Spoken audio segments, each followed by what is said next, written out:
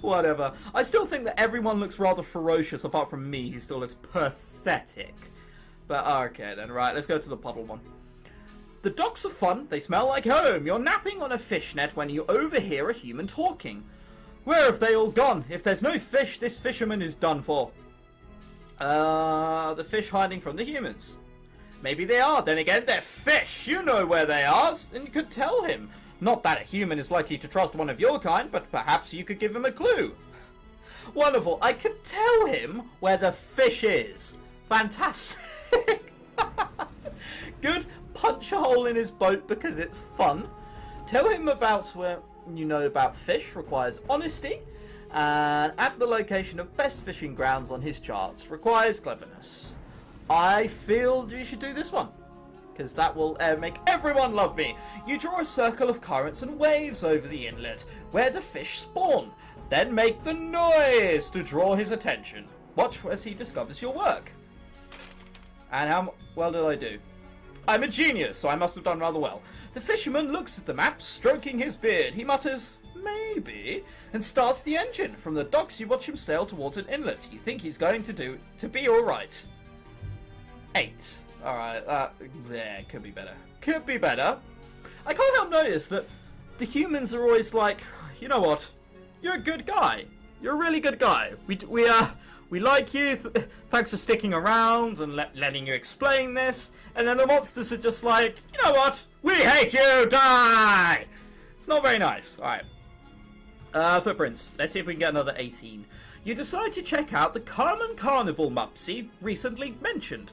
Following her map, you take lefts and rights and straight-ons until you look up and... Uh-oh. Humans everywhere! Did he not, like, research to what a carnival is? Ah, clearly not. Alright.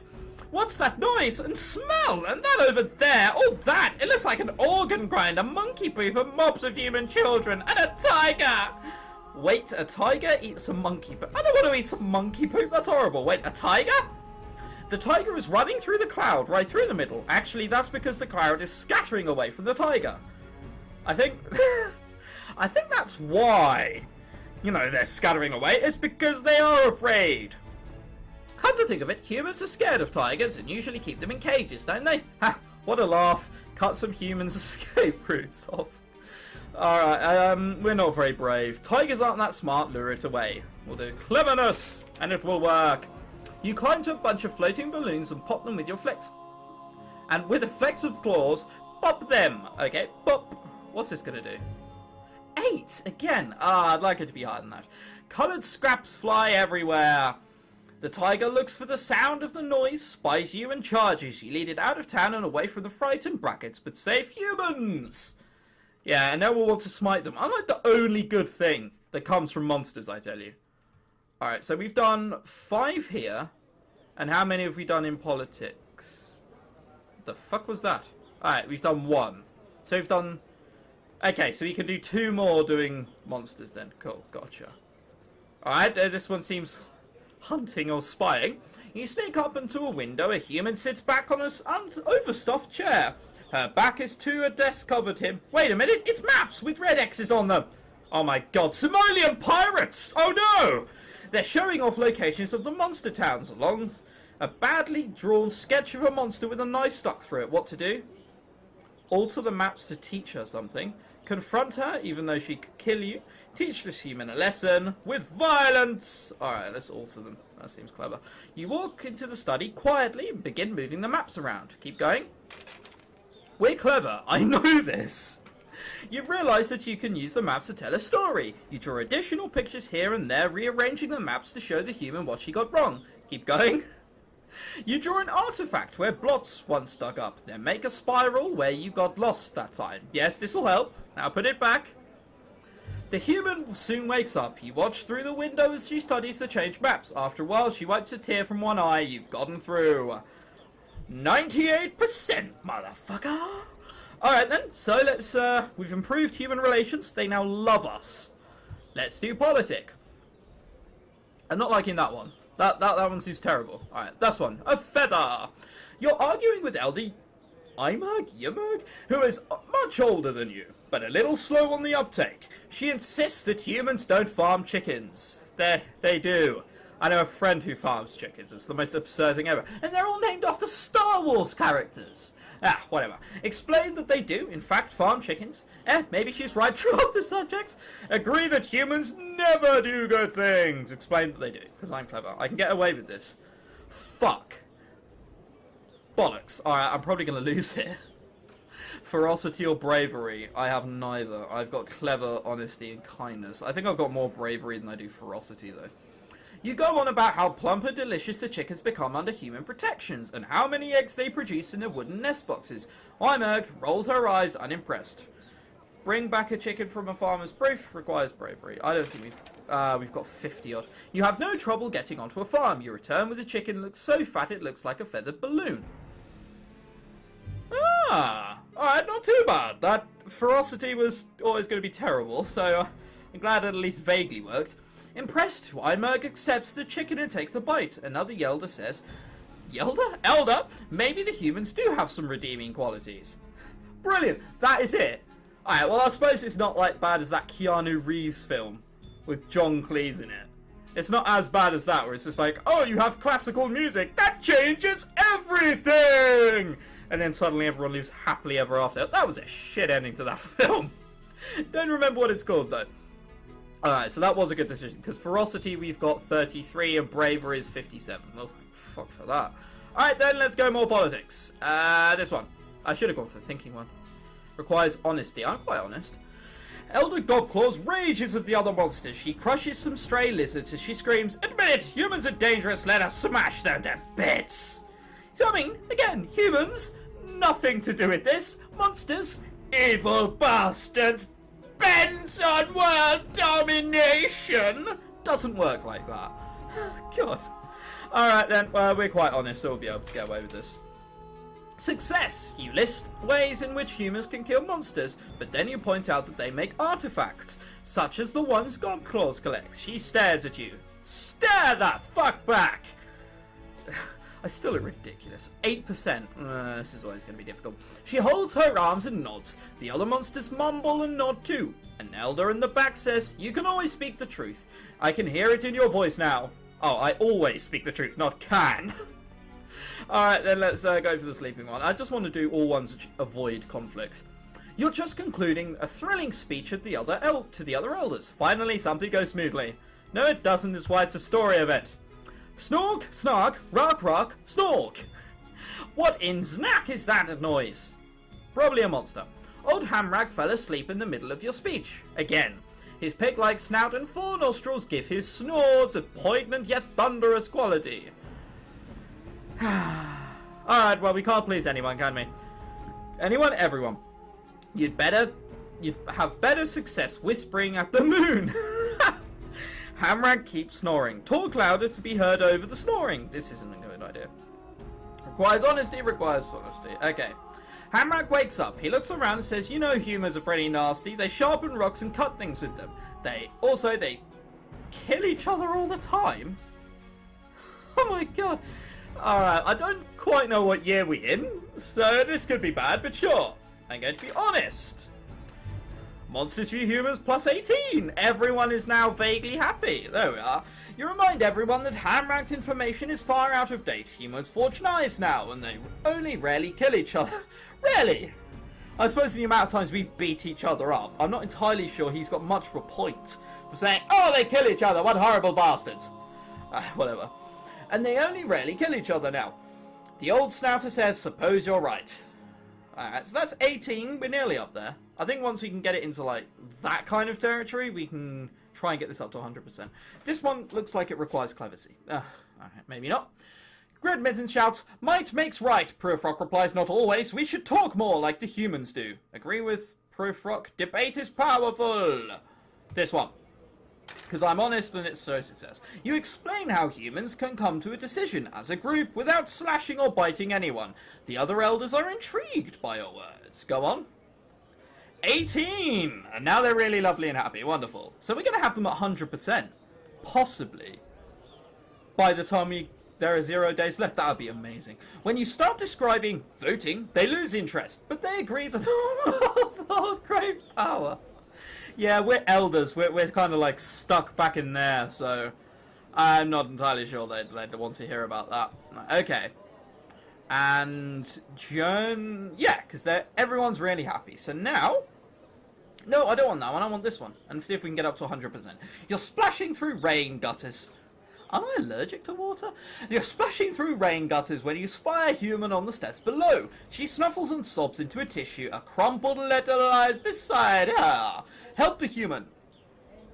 You slide down a gutter and squat beside the human. She squeaks, then holds very still when you don't attack her. Okay, leave the human alone. No, come on, okay. We're going to try and balls this up. Bollocks. Bravery and Frosty again. Oh, no. Oh, by going back, we've just ballsed it up. Finally, she says, you want to know why I'm crying? My parents say that I must marry Ernst, but I do not love him. I just wish he'd go away. Help her no matter how dangerous they may be. Alright, let's do this. It's this one we can't cock up. She blinks away the tears and starts to laugh, then sees that you're serious. She takes your claw in her hand and you go inside, where two older humans interrupt their dinner to scream and jump away at you. Great, well, begun is half done.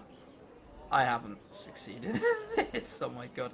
The older humans calm themselves and listen to her for, you suppose, the first time. They agree to reconsider the wedding. Wow, is that it? 2.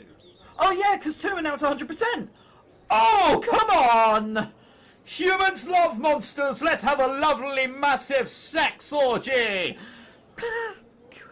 Alright, maybe not a massive sex orgy. The younger human smiles and squeezes you. Not trying to choke you, just to show how much he appreciates your help. Well, there we are. I now love among monsters. Other monsters, I'm not sure, but alright, they clearly only deal with one. Let's do this one and then the pod. We want to do anything which isn't conflict. Although, we've had a wonderful track record so far avoiding conflict. Greed Blitz, puffed up with multi-syllabic importance, addresses the other elders. I didn't know monsters could do that. My fellow monsterin. My fellow Americans. No, it's not like that. He begins, I propose we meet the humans halfway. What, in that meadow near the forest? Almost definitely not that. No, he clears his throat. I think we should learn them and adopt human ways to become more civilized.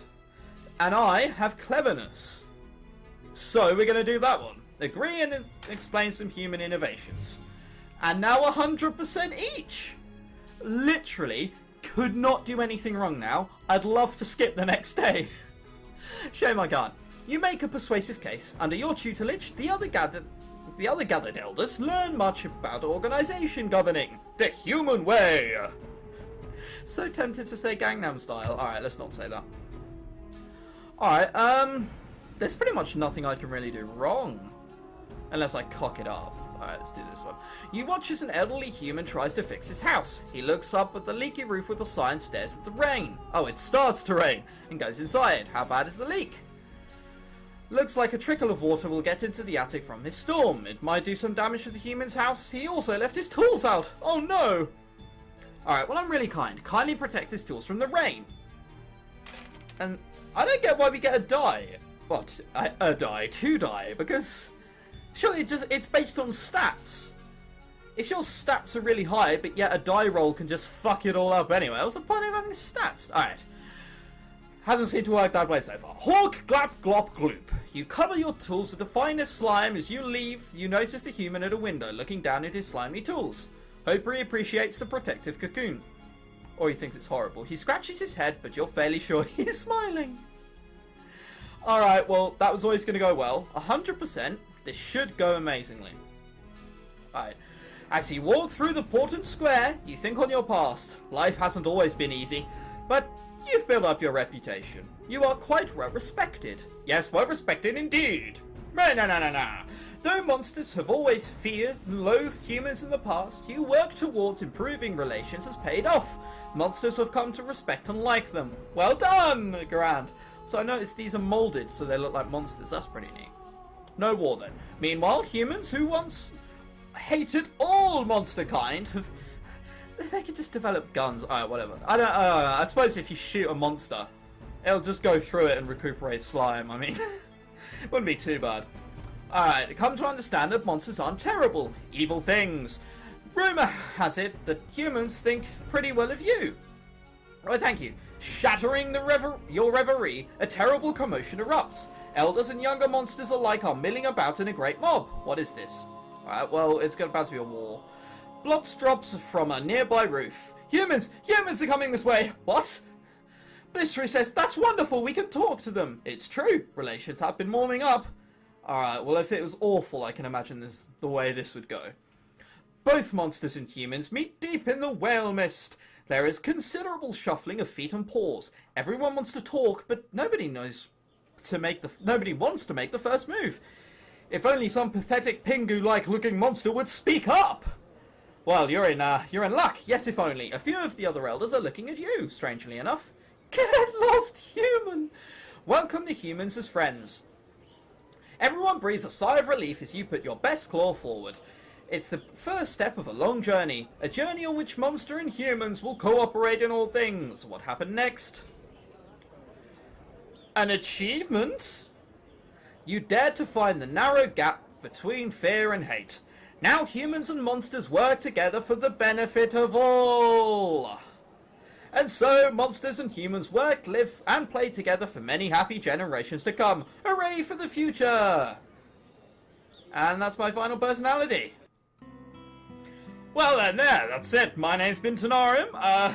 Just to show how much replayability this has, these appear to be all the endings. That one was 1 that I got. 1! So, a lot of replayability. It's on Steam, I'll link in the description. My name's been ChrisTenarium, thank you very much for watching, and goodbye!